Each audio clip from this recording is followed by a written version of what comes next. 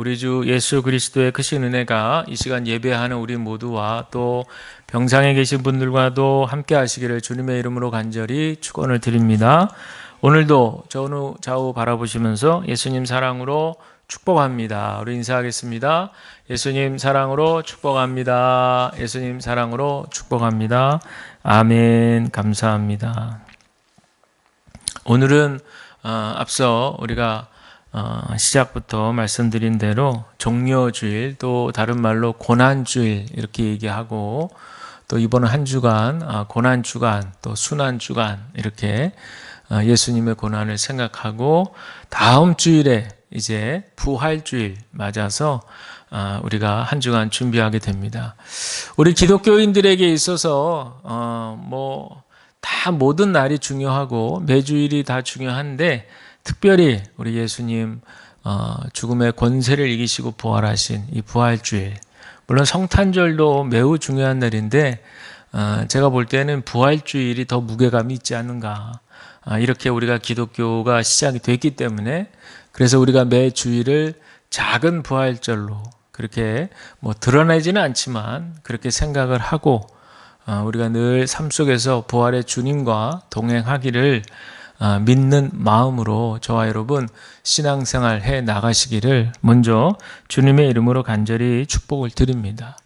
오늘은 특별히 종려주일이기 때문에 그와 관련된 본문과 또 이번 주에 그 예수님의 순환 그 내용을 함께 이렇게 연결을 해서 오늘 말씀의 제목 호산나에서 십자가로라는 제목으로 함께 말씀을 이 시간 나누려고 합니다. 우리가 잘 아시는 대로 예수님께서 십자가 지시기 위해서 예루살렘 성에 입성을 하시게 되는데, 그때 많은 사람들이, 정말 많은 사람들이 그 주변에 모여서 예수님의 예루살렘 입성을 환영하면서 종려나무 가지를 들고 길에 나와서 예수님을 맞이했습니다.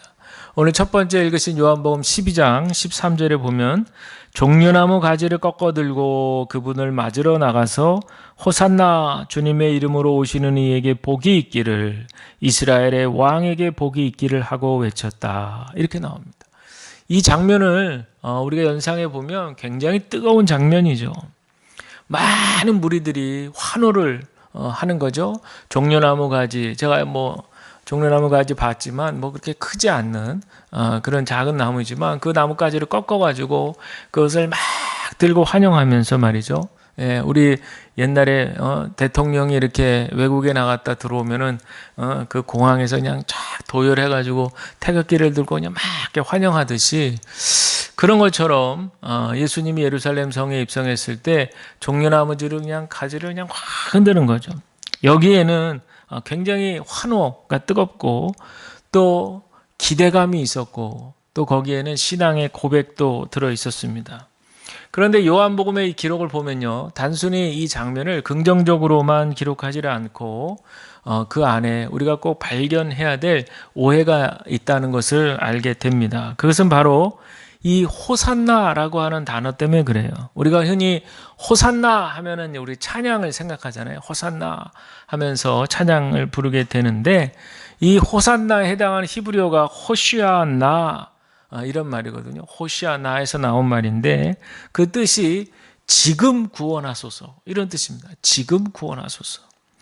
여기서 이 지금이란 말이 굉장히 중요한 것이 시편 118편 25절에도 여호와여 구하옵나니 이제 구원하소서, 이 맥락하고 의미가 같은 거거든요. 즉 사람들은 지금 단순히 예수님의 예루살렘 성 입성을 환영하면서 축하하고 찬양하고 이런 분위기가 아니라 그 속에는 그들의 요구가 들어 있었다는 겁니다.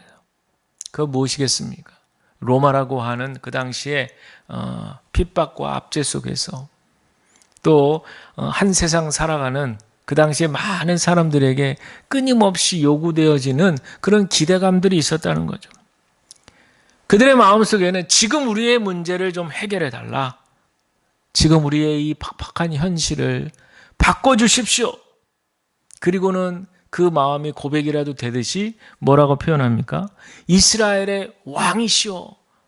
이런 말을 감히 그냥 군중들이 막 내뱉는 거예요. 이거는 상당히 다분히 정치적인 용어죠. 당신께서 우리의 왕이 좀 되어주셔서 지금 우리의 이 현실을 좀 바꿔주십시오. 정말 이 힘들고 고단한 이 현실을 좀 지긋지긋한 이 현실을 뒤집어 주십시오. 이런 어떤 열망이 이스라엘의 왕이여 라는 말 속에 들어가 있는 겁니다. 그런데 우리가 예수님의 이 응답을 보시면, 그 모습을 보시면 어떤 뜻을 가지고 있는지 잘 알게 되죠. 14절에 보니까 예수께서 어린 나귀를 보시고 그 위에 올라타셨다 그랬습니다. 이 모습은요, 구약 스가랴 9장 9절에 있는 말씀을 성취하신 거예요. 9장 9절을 보니까 도성 시온아 크게 기뻐하여라, 도성 예루살렘아 환성을 올려라, 내 왕이 내게로 오신다.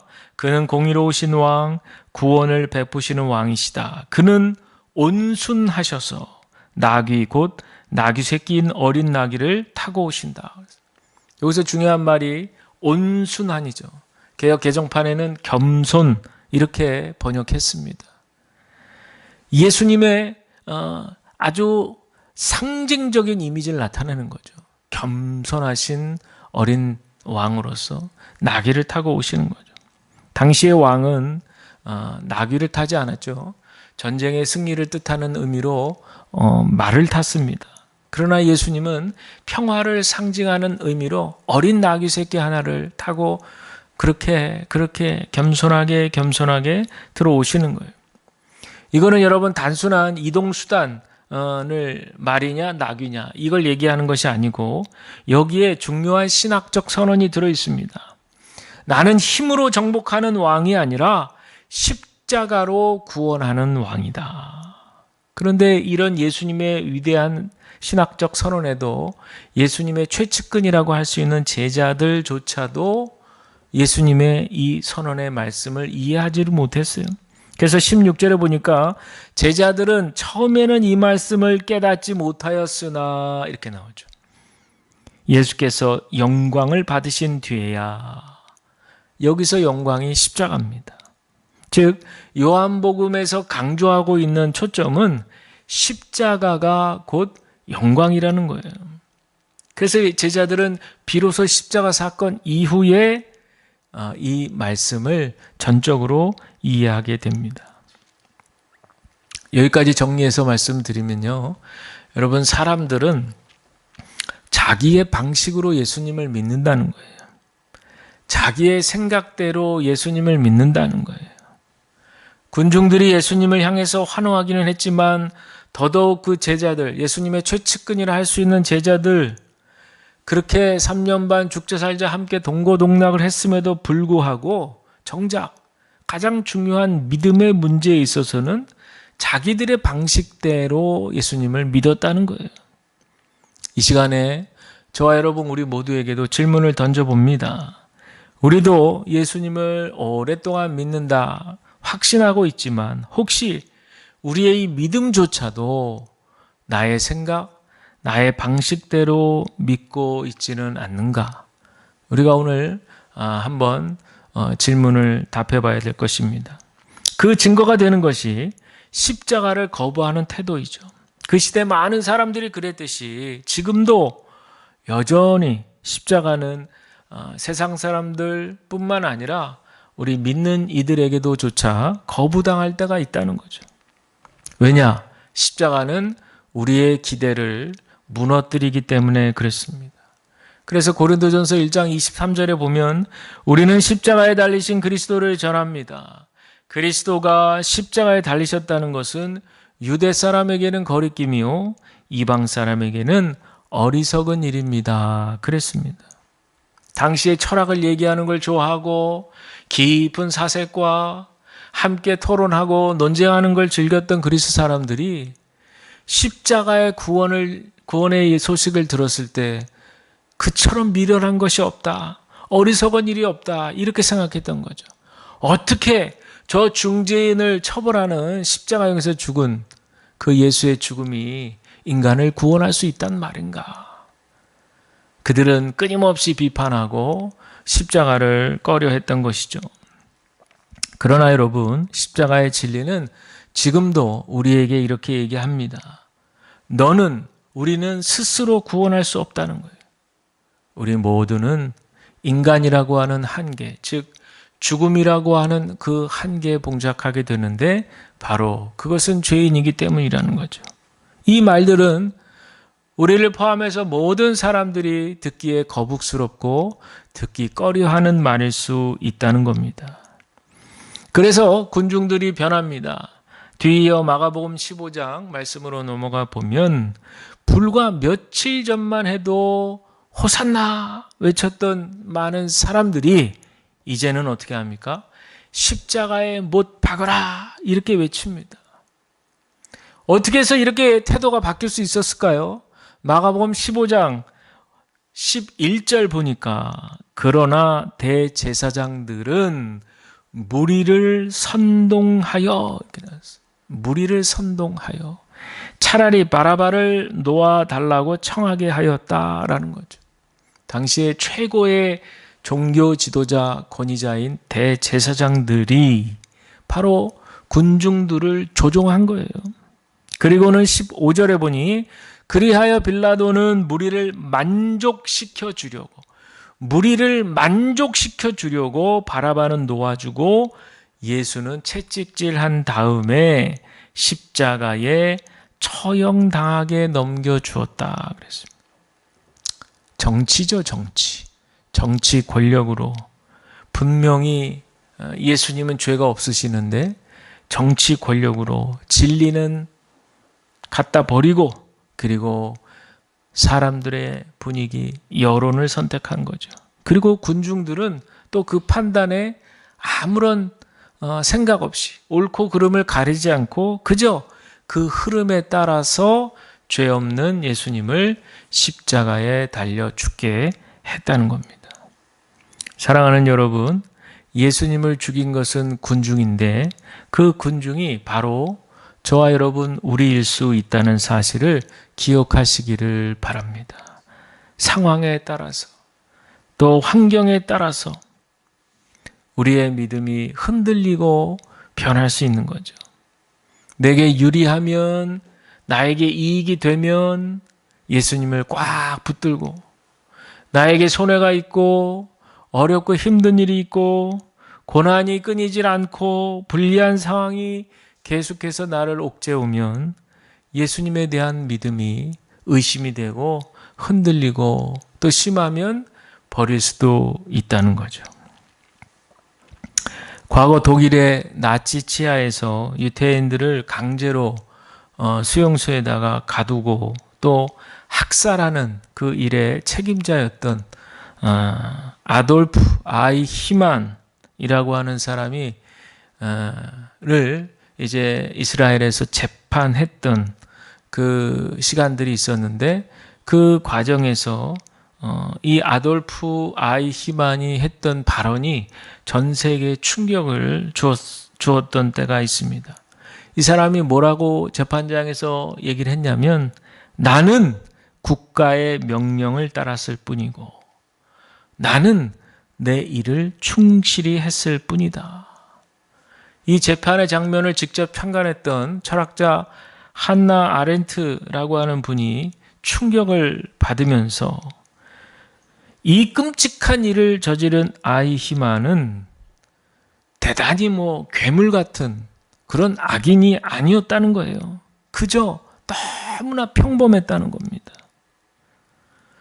오히려 너무 평범하니까 이렇게 위험한 짓을 저지를 수 있구나 그런 생각을 했다는 거예요.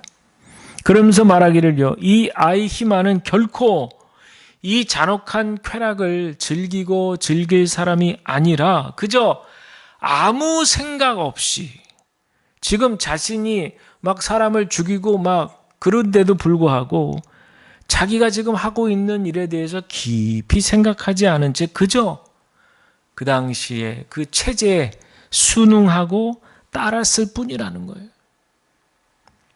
그러면서 이 악이라는 것에 대해서 한번 생각을 해보니 어떤 대단히 특별한 아주 그냥 사탄적인 그런 의지에서 악이 튀어나오는 게 아니라는 거예요. 그냥 아무 생각도 하지 않고 옳고 그름도 판단하지 않고 그냥 그저 그런 상태에서 이런 악을, 죄를 저지를 수 있다라는 거죠. 그러니 이 말의 뜻은 무엇이겠어요? 악이라는 것이 뭐 대단한 범죄자들도 저지를 수 있는 게 악이지만 특별히 잔인한 사람만 저지르는 것이 아니라 그저 평범한 사람들도, 평범한 우리들도 일상 가운데에서 아무 생각 없이 살아간다면 충분히 그럴 수 있다는 거죠. 이게 바로 악의 평범성입니다. 악의 평범성. 군중이 특별히 악해서 예수님을 죽였다고 할 수도 있겠지만 그것보다는 그저 그 군중 심리 속에서 정치적인 결단 속에 그저 그냥 그 군중들이 외쳐가는 그 소리에 의해서 결정된 바로 그 결정 하나, 그거 가지고 예수라고 하는 한 생명을 죽이게 된 것이죠. 위에서 대제사장, 최고의 권위자 대제사장이 그렇게 하기로 선택하니까 그저 사람들 분위기는 그러려니 그게 옳거니 하면서 그 분위기가 흘러가는 대로 그래서 군중들은 소리친 겁니다. 바라바는 풀어주고 예수는 죽이라. 분명히 누가 봐도 바라바는 살인자고 당연히 십자가형을 받아야 될, 거기엔 뭐 일도 의심할 바가 없는데도 불구하고 결정은 바라바는 풀어주고 예수는 십자가에 달려 죽이라. 이런 결정이 나오게 된 것이죠. 제가 영화 한 편을 본 적이 있는데요. 한번 띄워주시죠. 바라바 진실을 찾는 자라고 하는 영화를 전에 본 적이 있습니다. 이 스토리는 이제 보면 아시겠지만 예수님의 십자가 죽음과 부활까지 그 사흘간의 그 스토리를 이렇게 잘 연출해서 담은 영화입니다. 여러분 한번 꼭 보시면 좋을 것 같은데 주인공이 바라바입니다. 바라바. 주인공 바라바를 관점으로 해서 바라바가 보는 그런 시각을 통해서 영화를 잘 만들었더라고요. 제가 주목해서 본 것은 뭐냐? 군중들의 외침으로 순식간에 죽어야 될 죄수 신분에서 벗어난 바라바이지만 결코 그 죄가 벗겨진 것이 아니라는 것이. 그저 예수를 죽이기 위해서, 정치적으로 예수를 죽이기 위해서 유대인 명절 때 관례대로 한 명의 죄수는 풀어주는다는 그 관례에 따라서 풀려났을 뿐이지, 사람들은 풀려난 바라바를 보면서 아유 그러니 당신은 무죄요, 당신은 죄 없어요, 이렇게 보는 사람이 한 명도 없었다는 거예요. 그 영화에도 그렇게 표현이 됩니다. 그래서 그랬는지 예수님께서 부활하셨다고 하자 로마 군병들은 제깍 이 시신을 훔쳐간 자가 있을 텐데 바로 그 자일 거야 하면서 바라바를 용의자로 체포하게 되죠. 그리고 그 죄를 묻게 됩니다.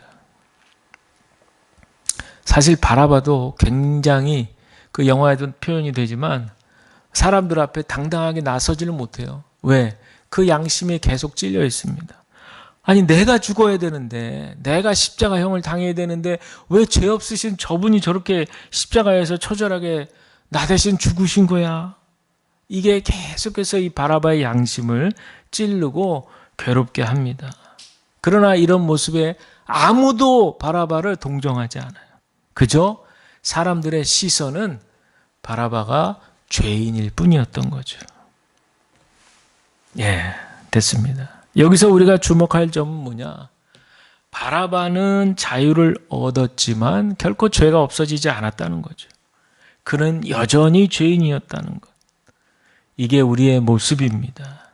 우리는 우리를 둘러싼 갖가지 요인들이 있어요. 여러 가지 사회적 신분이나 지위, 또 환경적인 요인들로 인해서 우리의 모습이 근사해 보이고 괜찮아 보일 뿐이지, 그러나 우리 안에 있는 죄성, 우리 죄가 사라지지 않았습니다. 그래서 여러분, 저와 여러분 우리 모두에게 십자가가 꼭 필요합니다. 히브리서 9장 22절 말씀, 피를 흘림이 없이는 죄를 사함이 이루어지지 않는다. 분명히 선언하고 있습니다. 여러분, 죄는 반드시 대가를 요구합니다. 죄는 반드시 피 흘림이 있어야만 사함이 이루어지는 겁니다. 그래서 예수님이 오신 것이죠. 히브리서 9장 26절, 이제 그는 자기를 희생 제물로 드려서 죄를 없이 하시기 위하여 시대의 종말에 단 한 번 나타나셨습니다. 그랬습니다. 우리의 죄를 대신 지신 것이죠. 여기에 여러분, 하나님의 놀라운 역설이 숨어 있습니다. 인간의 죄로 예수님은 십자가에 달려 죽으셨는데 하나님은 도리어 그 죽음을 다시 사용하셔서 우리를 살리게 하셨다는 거예요. 예수님의 죽음은 상당히 오해가 있고 불합리하고 부당한 그런 죽음인데 불구하고 하나님은 그 부당함을 사용하셔서 구원의 도구로, 그래서 그 혜택은 우리 모두가 받도록 은혜를 베풀어 주셨다는 거예요. 결국에 인간의 악함도 하나님께서는 구원의 도구로 사용하셨다는 거죠. 여기에 우리의 초점을 맞춰야 될 것입니다. 하나님께서 구원의 역사를 이루어 가신 이 하나님만의 방법이었다는 것이죠. 따라서 우리 믿음의 방향은 분명합니다. 왜 우리가 하나님을 믿어야 하는지, 평범한 사람들도 얼마든지 죄인이 될 수 있고 죄를 짓고 있는 우리의 현실을 우리가 똑바로 볼 수 있어야 됩니다. 죄라고 하는 것은 뭐 특별한 악인들만 짓는 것이 아니라 평범한 우리도 짓는 것이 죄입니다. 이것을 인정해야만 십자가의 은혜가 우리에게 보일 줄로 믿습니다. 사랑하는 성도 여러분, 오늘 종료주일은 단순히 환호하는 날이 아니에요. 선택의 날입니다. 나는 저 정치적인 결단에 따라서, 흐름에 따라서 그냥 그렇게 흘러가는 군중, 무리 중에 한 사람이 될 것인가? 아니면 예수님을 똑바로 바라보고 따라가는 참된 제자가 될 것인가? 이에 관해서 누가복음 9장 23절은 우리에게 요청합니다.